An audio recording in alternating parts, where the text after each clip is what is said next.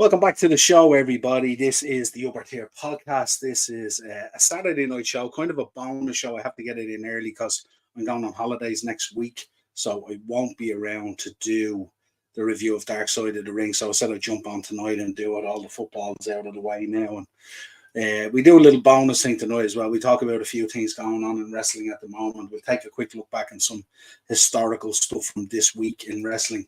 And of course, we'll drop some notable birthdays. So we'll crunch in quite a show into the next, say, hour or so if you want. So let us know your thoughts on anything that's going on, any questions, stuff like that.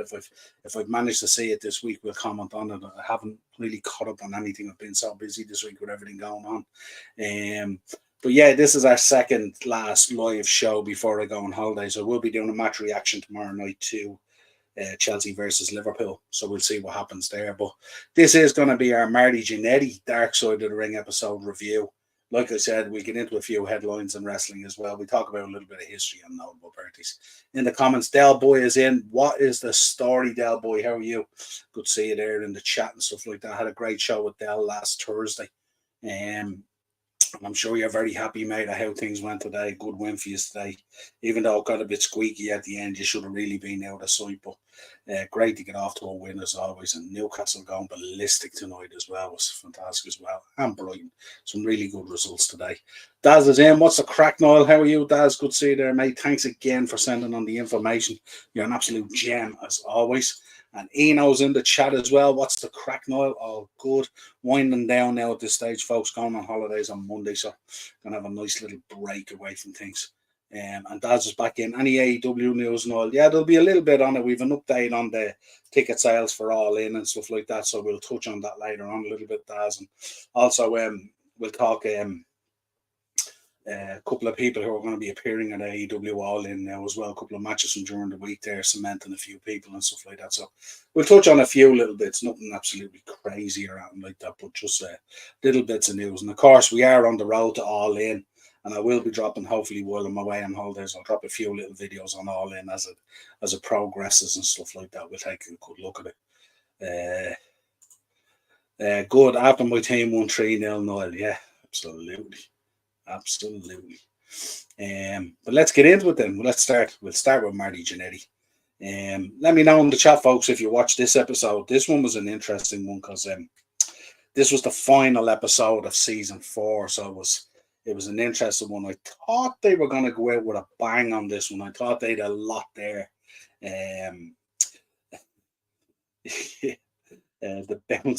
The bouncing off the ropes podcast is in. I still feel sorry for Marty, even though he messed it up.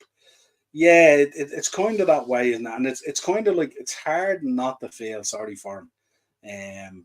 But you did enjoy the episodes. Yeah, I do enjoy the episodes as well, but they are tough. They're tough to go through. Some of them are really tough. If you go back over our previous reviews on the previous seasons and stuff like that, I don't think this season ultimately would define Dark Side of the Ring. I think other seasons were way darker and way tougher to review, to be honest. But this one was the last one. This was the one that was going to send us off and maybe give us a feel, a want for more from season 5, maybe. We're not too sure how that's going to pan out at the moment. Obviously, with Voice with their financial issues and stuff like that, Dark Side of the Ring is probably going to have to find a new home somewhere. And naturally, the nature of the show lends itself perfectly to Voice. But if any of you American viewers are on here, let us know. Is there other stuff out in the US where it would sit perfectly and stuff like that? But Voice was the unique place for it. But let us know your thoughts on this one. I mean, obviously, most people, I think, I wouldn't say there's much in the episode that we didn't know about. I don't think it really filled us in on anything. Still left us with a few questions to be answered. But of course, it starts off, and we know the story with the Rockers and stuff like that, and the partying and the craziness. Their first stint in WWE barely lasted, a couple of days when they were bombed out the door over the partying and stuff like that, and then they were taken back in and stuff like that. And then, you could see by both of them, and you see it with a lot of tag teams as well. Especially tag teams that have gone on and split to become singles competitors. There's always one guy in the tag team that's kind of the leader that stands out. You when you look at when you look at the Hard Foundation, Jim was obviously incredible on the mic and stuff like that. His promos were absolute madness. But you could see by Brett when they were in the ring and stuff like that, how much of a ring general and how much Brett was in there. His technical ability and stuff like that as well. You've seen it as well also with the Bulldogs. The Bulldogs probably quite a different one as well, because both Bulldogs were brilliant, really, really brilliant. But obviously Davey went on in a certain direction, not dissimilar to this as well.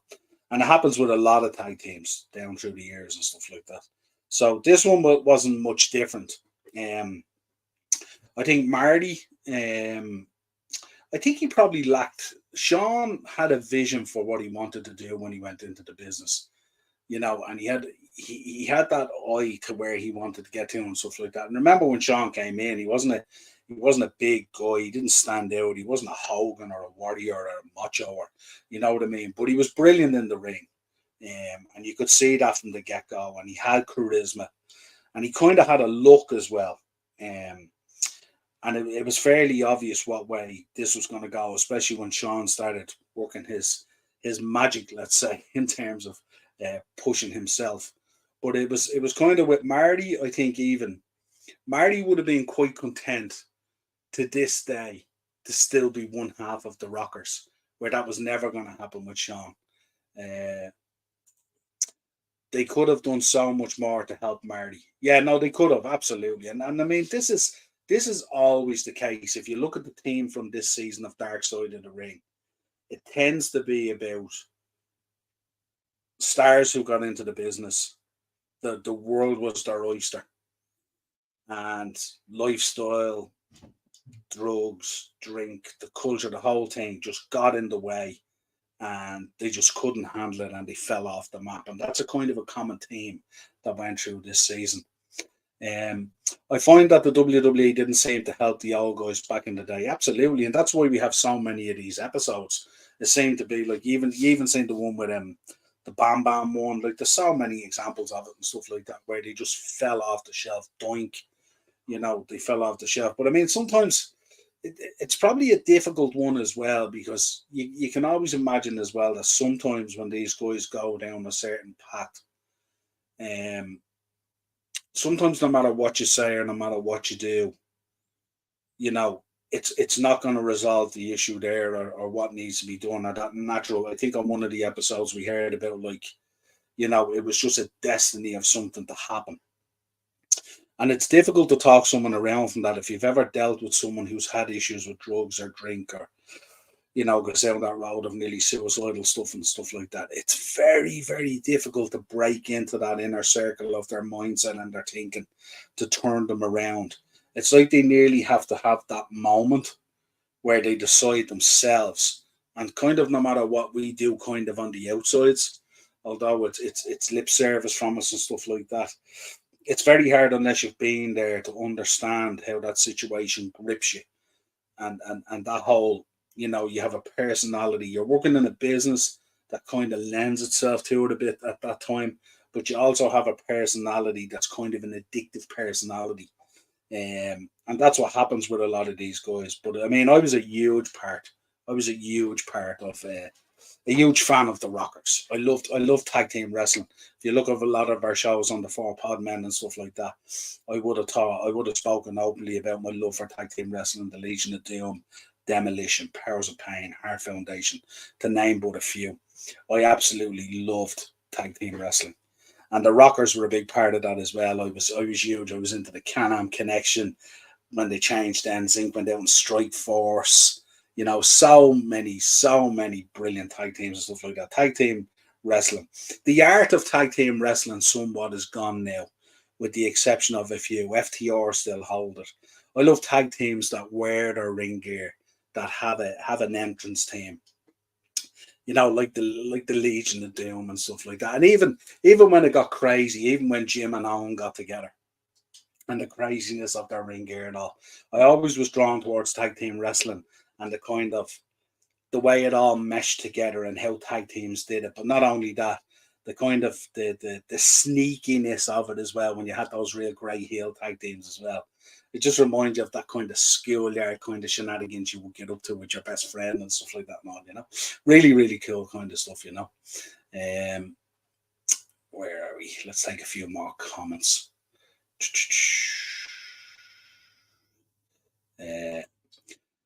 Bouncing off the ropes podcast. I think it will happen to the Street Profits too, don't you think, mate? Yeah, it will, and it's an interesting one, and it's going to be interesting to see how they handle that as well, because obviously, you know, the two of them together are really, really cool, but when they break apart, and I mean, that's why there's been so much talk about it. Montez is really, really good, and he's going to propel himself. He's a huge future in wrestling and stuff like that. The other guy is somewhat hanging on to the coattails, and this is great shout, very, very like the Rockers as well.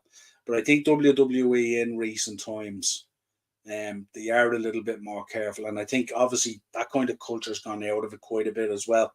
So I think you're less exposed with these days. I mean, obviously leaving WWE is quite a fall when you do go out of there, and you're back out on the indie scene trying to recreate yourself, or you go to AEW or whatever it is. It's just not the same. But I think it's a great show, Street Profits, yeah, absolutely. Sean had magic kiss ass lips. Yeah, he did, certainly did. And you look at it, most of those guys who ascend to the top, especially the guys that weren't kind of, you know, the Hogans and the Warriors of this world and the Machos and stuff like that. You've seen down through the years there had to be a certain amount of that as well, you know, and especially for the guys that we call back in the day the smaller guys, if you like, and stuff like that. But yeah, he did, absolutely. And you know, you can't argue with the way his career went and stuff like that. I know for a while he lost a smile, he went off, took quite a chunk out of his career, you know, had his own problems with his own demons and stuff like that, horrific injuries, all that kind of stuff and all. And but went on to be one of the greatest. How you get there, of course, is always a debatable fact, but there's no denying Shawn Michaels, Mr. WrestleMania, as a performer. Can you visualize the barbershop instant if it were to be Marty Jannetty that attacked Shawn Michaels, giving him the super kick and putting him through the window? Yeah, I don't know. I get where you're coming from on that one. Yeah, if it was a reversal of fortune and stuff like that, but I don't know whether Marty Jannetty. I'm not sure whether Marty has that inner drive in him that Shawn has, that these guys that sail to the top have. I think you have to have a certain amount of drive in you to get there as well. I mean, no doubt he could wrestle and all that kind of stuff, but I suppose looking back then, even in the Rockers and all, we could never envisage how big a star Shawn Michaels was going to become. It was mad. Yeah, they're definitely going to do one on Canyon, aren't they? Absolutely. I mean, there's one. Did I see they were talking about one prior to the Voice announcement about the issues on the bankruptcy and stuff like that? I think they were talking about putting together a list for the next season and stuff like that, but it's probably all up in the air now with what's happened with Voice and stuff like that. But yeah, there's still plenty there to be covered. But I think as we go along, it kind of gets the dark side of the program gets a bit diluted as we go along, because they've covered a lot of the stuff. I'm sure there's still bits out there, but a lot of it they've covered a good bit at this stage. So there's a few bits out there still to be covered. But as we go along, they're mainly just kind of stories of what might have happened, or you know, stories of just kind of, you know, unfortunate endings where people didn't reach the dizzy heights that they should have, or their careers were cut early because of tragic circumstances or whatever it is and stuff like that, you know. But it's not like when I think of the dark side of the ring, you know, I'm thinking kind of, you know, the Benoit situation. I'm thinking, you know, Jake the Snake Roberts' dad pulling up and taking 12 and 13-year-old girls away with him in the car, and I'm talking about the dark side of the ring, if you know what I mean. But yeah, absolutely. And if you've any ideas, folks, anything else that you think they haven't covered, drop it in the chat there and we can chat about it. It'd be interesting. Imagine if they bring a Cody or Undertaker one night. Yeah, I don't know. It'd be hard. It'd be quite hard to do that one. You know what I mean? Like those ones would be tough, but certainly would be interesting. I mean, They could probably do one on Cody if you want. I mean, the time he came out of WWE, and then, but is it kind of, would it be enough? You know, is it something? I mean, the Cody documentary that they did, I don't know if you've watched it yet. It's outrageous. It's awesome. If I was the other way, or if it was the other way around, yeah, absolutely, yeah, no, I get that, yeah, but you'd have to. I think if you look at Shawn Michaels, you look at Marty Jannetty, and even when you look at them in the Rockers, I think sometimes you look at it, you can see that there's a star and there's a guy that's taking part. And I know that's a bit kind of, it doesn't really tell the tale and stuff like that because the two of them are in it and stuff like that. But um, I just don't know whether, can you imagine Marty trying to handle the pressure of where Shawn was pushed into and stuff like that? I'm not sure what he do. Only this time it's Marty getting the push. Yeah, absolutely. It just makes us fans wonder. Yeah, it really does make us wonder. Harlem Heat was a good tag team. Yeah, absolutely does. Absolutely. The boyhood dream has come true for Marty Jannetty. Good Lord, yeah. But yeah, let us know your thoughts. I mean, the documentary, it obviously goes along, and obviously Marty goes off on one tangent, and Shawn, obviously, we know the story of where Shawn went and stuff like that. So it gets really tough. But the kind of interesting bits, and they did leave a bit out in this and stuff like that, is um, they talk about this thing he spoke about, this person that got murdered and stuff like that. And it was kind of like as if they touched it. I don't know. It reminded me of that the life and death of the Jinx or something like that. Your man Robert Durst. You know where you know someone has potentially done something, and you're trying to get them to admit it, and then they kind of admit it, and then they backtrack on it and go, "Yeah, but it's only storyline. I'm involved in the wrestling and stuff like that." I wasn't overly convinced on that. Now, to be honest, um, I was kind of convinced that it kind of it happened, and it's just it's an interesting one. But yeah, it was kind of that was the kind of bit in it that was kind of interesting. Everything else we kind of knew as wrestling fans. We knew the drop off from the Rockers. We knew where Shawn went. We knew that Marty kind of went a bit downhill and went a bit crazy and stuff like that. And you could see even the other day him tweeting and all some of the stuff he puts out. He's just it's crazy, crazy stuff sometimes that comes out. Um, Niall, I'm thinking strongly about building a time machine. Make sure you test it first, will you? Um, but yeah, absolutely crazy stuff in this one, and it did round out season four, which I felt was kind of from a dark side point of view, as I said, just slightly diluted down, stuff like that. Not as out there as it normally is. But certainly I enjoyed it and I enjoyed them, and I hope that the boys from Darkside, I hope they come back with a season five.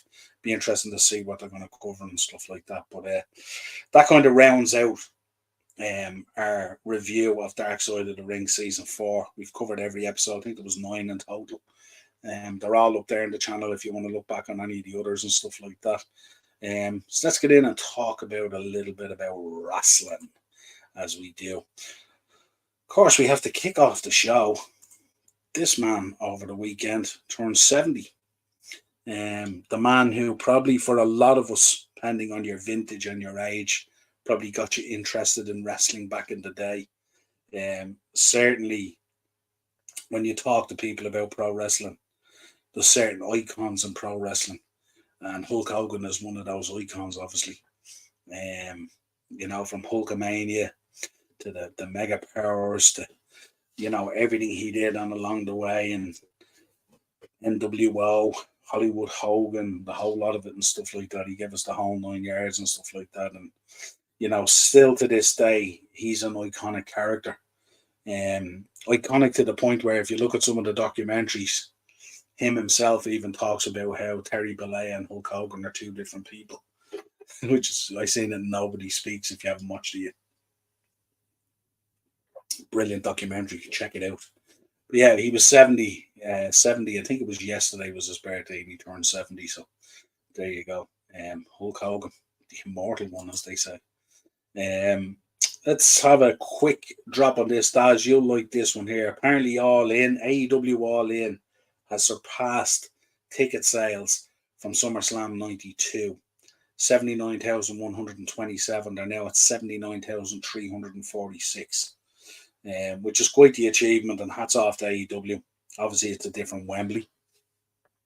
But hats off them. That's massive ticket sales and stuff like that. And I hope they're going to deliver the card. Deserving of an attendance of that size, and it'll remain to be seen as well. I mean, there's been a lot of talk out there about the ticket sales and the interest and all that kind of stuff. It'll be interesting to see how valid that number is, or are we going to get the WrestleMania 3 number or something like that? But that is, on the face of it, for what you see there, that's a huge achievement to surpass SummerSlam 92. Absolutely massive. We also had a poster released for Survivor Series coming up in the United Airlines later on in the year in Chicago. This is the first poster that has released from it, so very interesting. Doesn't really tell us a whole lot, really. Looking at the poster, are we going to get Cody versus Seth for the World Heavyweight title? Is that the way this is going to go? Or are we reading into it too much? I would also suggest Roman Reigns is not on the poster, but both Usos boys are. So let us know your thoughts on that. That's the poster that just released in the last day or so for Survivor Series. Then we have this man, anyone who caught SmackDown last night, Jey Uso. Interesting end to the show and stuff like that. It was certainly an interesting situation that evolved.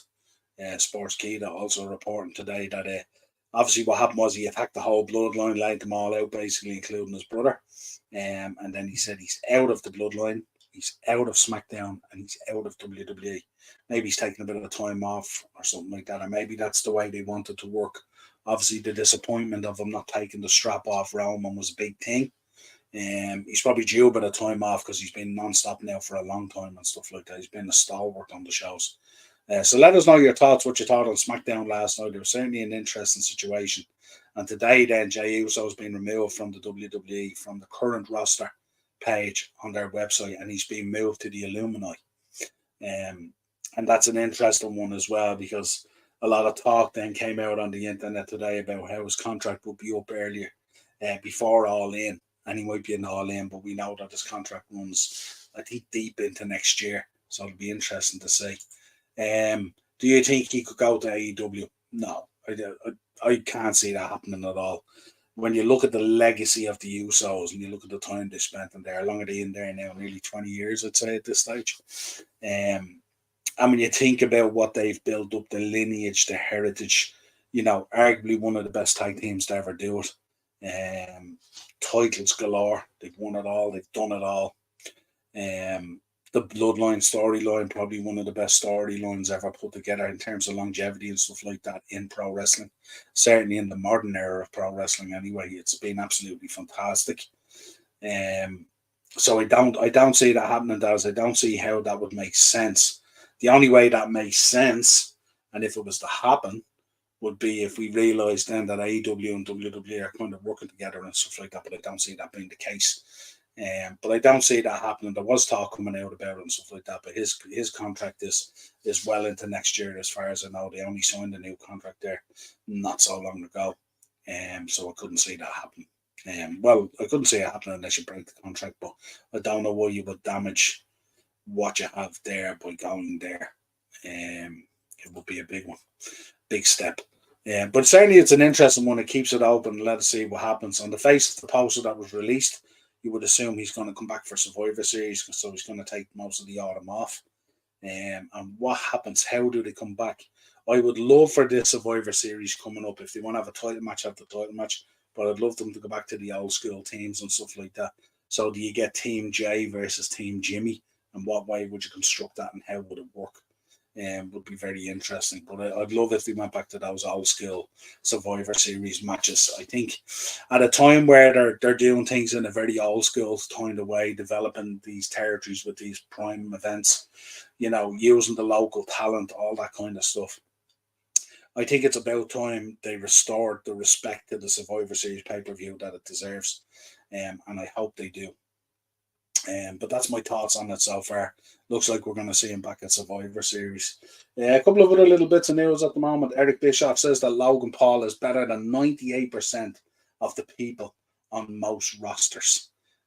He's big up on Logan Paul and stuff like that. And as fans, I think we are too. We can see we can see how good he is and how talented he is and stuff like that and all. But I think in order to make a statement like that, I think we'd have to see him produce maybe more often, and with a bigger variety maybe of opponents and stuff like that before I'd be saying something like that. That's quite a sweeping statement from Eric. But no doubt. Acers is in. How are you doing, Acers? WrestleMania 40, Jimmy Uso versus Jay Uso. That could be the case. Absolutely. And Daz is in. Acers, is that confirmed? No, it wouldn't be confirmed. Nothing that far out would be confirmed, but they would potentially build towards it.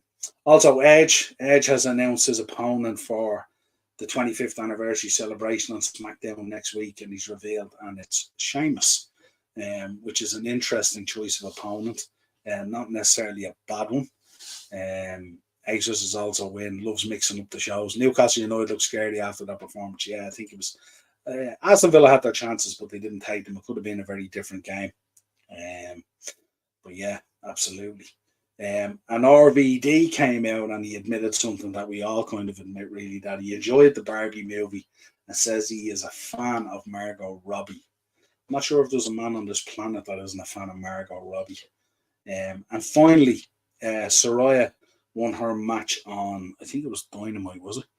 She won her match on Dynamite against Sky Blue. So she secured her spot on AEW All In, which kind of makes sense in the four-way. Definitely makes sense, especially having that sprinkling of English talent out there, formerly known as Paige, on that UK show is a big thing. And it's kind of following kind of in the ideas that WWE have, where the local talent is in prime positions on these cards and stuff like that. And at least Ray won a title. Yeah, Ray picked up the US belt off Austin Theory.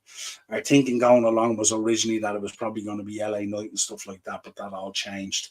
I'm not sure where that plan kind of dropped off, but Ray winning the US title was kind of it's an interesting one because the reaction on the internet has been kind of mixed.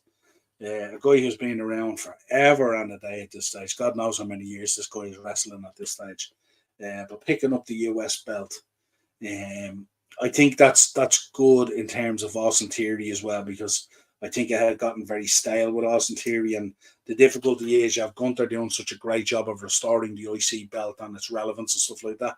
At the same time, the US belt had become irrelevant and stuff like that and dipped with Austin Theory. So I think it'd be nice for Austin Theory to go off now and let's see, can we find a little sort of glimmer of light in that Austin Theory situation there and see what way he comes back and what they want to do with him now, you know. Ray obviously gets the belt. So let's see what they're going to do with the US belt. Does the belt going on Ray restore some bit of credibility to the US belt? Probably it does. But let's see what they do with it. All these things depend on how you book it. You know, if you book it prominent on the cards each week and you book it strong with relevant stuff, you restore the importance to it. If you mishmash it around and stuff like that, then maybe that. I mean, I suppose this could culminate maybe with Dominic coming after the US belt, maybe, or something like that. Father and son kind of thing. Maybe that's what they're thinking might be. Acers, AEW will give Paige AEW Women's Championship for that UK massive pop. Absolutely. And here, why not? Would any of us be against it? Not a bother at all. I'd be quite happy with that. Let's take a little bit of history. I picked out a few bits of history. Again, this is a tough one this week because I don't know what it is about August, but it seems to be, when I look into the history of wrestling, there does be a lot of kind of passings, which is always tough to go through and stuff like that, you know. And some of these hit kind of hard this week as well, you know, because they would have been some favourites of mine as well, you know. So we'll start anyway with a bit of history. 1988. Kurt Hennig and Owen Hart both make their WWF television debuts. Of course, Hennig wrestles as Mr. Perfect Kurt Hennig. How could we forget? What a sensational character. How could we forget those vignettes and all that kind of stuff? Absolutely brilliant. And of course, Owen came in as the Blue Blazer. So absolutely brilliant. 2 debuts, 2 phenomenal wrestlers. Unfortunately, not with us anymore. But they were absolutely brilliant. 2007, this week, we saw the passing of Brian Adams, most well known as Crush, passed away. Very, very sad. Acers is back in. Santos Escobar will attack Ray on Grayson Waller effect, setting up US Championship match a payback. End of LWO. I think the way people are thinking about that LWO, I don't think they'd be too upset by that either, racers, would they? I think it's kind of toddled along, and some of it has sat okay with people, and some of it hasn't. Big Boss Man Funko Pop is, yeah, I don't know, I haven't seen that yet. Niall, I'll send you a link to Joe Gerder's podcast. Very good. Yeah, absolutely. Send it on, pal. Take a look at that, especially on my holidays. Plenty of time to look at stuff. 2010, former WWE superstar Lance Cade passed away tragically at a very young age. I think was he in his I don't think he was even in his 40s or something like that. He was he mid-30s or something like that, but he passed away. I did really like Lance Cade. I liked him as a character and stuff like that, and I thought that tag team, Cade and Murdoch, I thought the dynamic of it was really, really cool. So sad that Lance had passed away. And of course, we lost Hall of Famer and multi-time former tag team champion, as we spoke about earlier in the show. Jim the Anvil Neidhart passed away as well. So, of course, condolences the week that's in it. Obviously, a very tough week for Natty at the best of times and stuff like that. So, yeah, our condolences go out to her as well. 2018, he passed away. Very, very sad. You bought the British Bulldog one. Yeah, the British Bulldog one is really, really cool. I like the British Bulldog. Actually, the new Reigns one is cool as well with the belts. And what was the other one I seen that I really, really liked? The double pack with Lesnar and Undertaker is really, really cool as well. Yeah, I'll be looking out for some of that stuff when I'm in the States and stuff like that. See if there's anything cool over there. 1990, we also lost former NWA World Heavyweight Champion Pat O'Connor. Died at the age of 65. What a champion he was in the NWA. And in 1997, ECW broadcast only their second ever pay-per-view, Hardcore Heaven 97, and the main event saw Shane Douglas win the belt off Terry Funk and Sabu. What a pay-per-view it was, Hardcore Heaven 97. That rounds out a little bit of history I put together. $1 Million Man Green Chase, I so wanted. Yeah, the $1 Million Man Green Chase. That's gonna be pretty cool. Yeah. And I love the way they've done the Funko Pop as well, with the money kind of fluttering off it and stuff like that. They've gone on with a bit of detail. Just sent it over to you on WhatsApp. Brilliant. I'll check that out later. And that'll be one I might download it and have it for the airplane as well. We've quite a trip on the airplane. Will you try and get Dazzler on one of these shows, Noah? Yeah, I will. I mean, he's going to be doing more wrestling shows and stuff like that. It's just timing and everything else. It's with his family and the coaching and all that kind of stuff. It's, Thursday night is really his night. So what we were trying to do is we try and do a mix and alternate it each week. But definitely, he will be trying to get back on and stuff like that and get more involved in the wrestling as his schedule going into the autumn becomes more tied down and more available. No bother at all. That's a few notable birthdays just to tidy out the show and stuff like that. 1952, the Red Rooster, Terry Taylor. It's his birthday this week. The man, the king of the Charleston, Jonathan Coach, the coachman, 1972, same year as myself. Jumping Jim Brunzell, 1949, his birthday this week. Spike Dudley, 1970. Bob Backlund, 1949. Kofi Kingston, 1981. Johnny Gargano, 1987. They're making me feel old now. 1929, that's more like it. Fritz Von Erich, the man with the claw and all, of course. The king of the Von Erichs down there in Texas. Ran such a brilliant territory. Dick Murdoch, 1946. Cedric Alexander, 1989. And of course, the youngest of everyone this week, and we mentioned her already, she's gotten into that 4-way women's match at All In. Paige Saraya, 1992. It's her birthday this week, so happy birthday to all those people. Of course, we mentioned Hogan earlier with his birthday as well. I think yesterday he turned 70 as well. Probably a few others. Let's see what else we got here now. Acers is in. Bayern Munich 0, RB Leipzig 2. Kane is over there as well. I see, is he starting or is he on the bench? He just went over and he's madness how quick they can turn around. It's amazing how efficient the German teams are, aren't they? Like if that's in the UK in the Premier League, you've got to do a lot of paperwork. You've got to spend a day doing a medical. It takes this, takes that. You know, if it was going through the Premier League, Kane wouldn't be available to play probably until Tuesday or Wednesday. And the Germans, they just fly him over, boom, medical, sign a contract. There's your kit, set of boots, get out there on the pitch. So efficient, the Germans, so efficient. Monday night show, Dazzler and Wolves. Yeah, I'm not sure. There probably won't be a Monday night show, folks, because obviously I'm going to be in an airplane and Dazzler doesn't do the Monday night shows. But a bit of news on the Monday mashup that's returning, probably not the following week, but the week after that. Probably the first Monday mashup will be the 28th. And our resident referee is coming back, Mark. He's going to be partnering up with me on the Monday night shows, giving you his feel about refereeing and VAR. We're going to be doing it kind of similar to what Sky is doing. We have our own referee, and he'll be discussing all the issues on the weekend and giving us his thoughts on it. And we'll also, on that show as well, we'll run through a lot of the new rules, new Premier League rules and guidelines, and we'll get his thoughts on that as well. There's a lot of stuff going on there at the moment. Seen a lot of players today getting carded and stuff like that, and you know, should Emi Martinez have been sent off? Lots of other different stuff like that. So it should be good. What's happened to the New Day? I'm not too sure. They returned the other day, didn't they? I'm not sure if Big E's returned, stuff like that, but I'm definitely not up to speed on the New Day, but I will take a look. And Acer's Kane is on the bench. Yeah, I thought that. We'll definitely see him. Wouldn't be surprising the way things have gone today. A lot of debut players today made their debut and scored. Would we be surprised if Kane came off the bench to steal it for Bayern Munich? But let's see what happens. Daz, I never received Dazzler's FPL, Niall. I sent all the detail on to him, Daz. I'll send on a message to him later and let him know, but I sent on all the detail. I'm not too sure.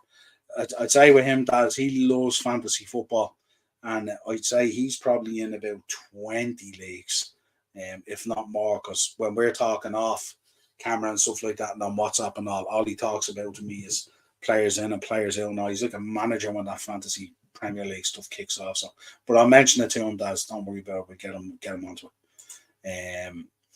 But that's it, folks. That's it. We crammed it in there. We did it in 38 minutes. Not too bad at all. We covered everything. Obviously, the Marty one, there wasn't a lot to discuss.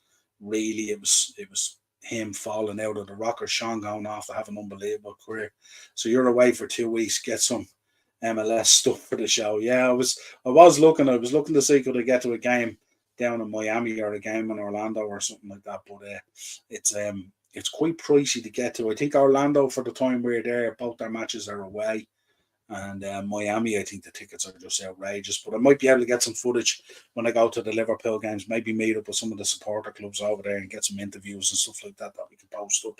See what happens if I can catch up with people. If not, I'll be giving my previews and my match reactions as always and all that kind of stuff. And I have lined up a few shows to release next week from the vault, including that Ultimate Warrior one, folks. That was one I did with Jonathan from down in Limerick and from Jay Kennedy. It's well worth checking out that Ultimate Warrior show, because that Ultimate Warrior show got it got very personal, it got very deep, it got very emotional, and it really showed, if you want to know what pro wrestling and certain people in pro wrestling meant to people's lives, check out that Ultimate Warrior show when it releases. I think it's going out on Wednesday. It's up there scheduled anyway to premiere and stuff like that. It was an original show from the four Podmen. Myself, Jonathan, and Jay Kennedy did it. Both guys are massive Warrior fans. Both of them met him. Went over to Manchester that time to meet him and stuff like that. But he played a huge part, and still to this day, in both their lives. And I'm not going to lie, it got emotional, and it's worth checking out. It's when they talk about how real pro wrestling is, that episode was one of those. It was a knock. We knocked it out of the ballpark in that episode. We asked some tough questions. So check it out.